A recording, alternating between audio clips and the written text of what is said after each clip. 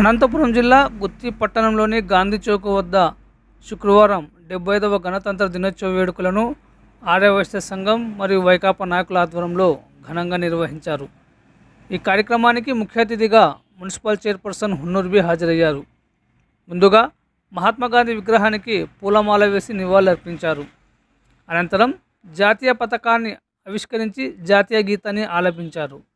ఈ సందర్భంగా municipal chairperson Hunnur B మాట్లాడుతూ గణతంత్ర దినోత్సవ స్ఫూర్తిని ప్రజల్లోకి తీసుకువెళ్లాల్సిన అవసరం అందరికీ ఉందన్నారు.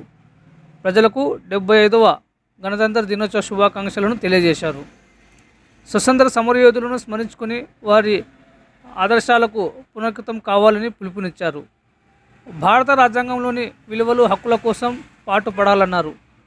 స్వతంత్రం కోసం మన జాతీయ పోరాటానికి స్ఫూర్తినిచ్చిన సత్యం, అహింస, శాంతి, సంఘీభావం, స్వాతంత్రిక సౌభాగ్యం యొక్క గొప్ప ఆదర్శాలను తిరిగి అంకితం చేసే రోజుగా గణతంత్ర దినోత్సవం జరుపుకుంటున్నామన్నారు.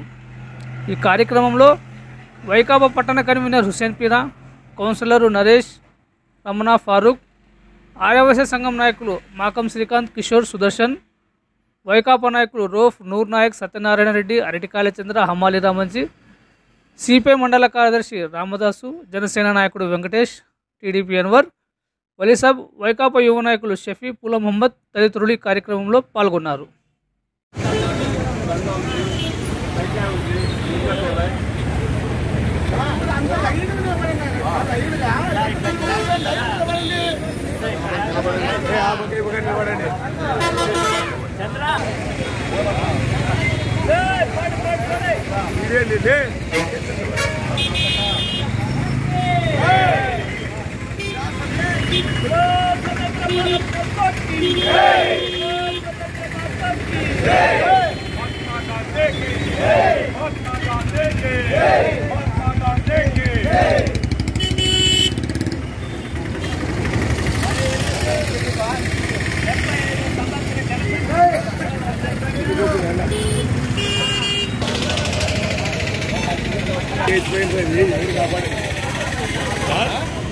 ఆవిష్కరించుకున్నాను.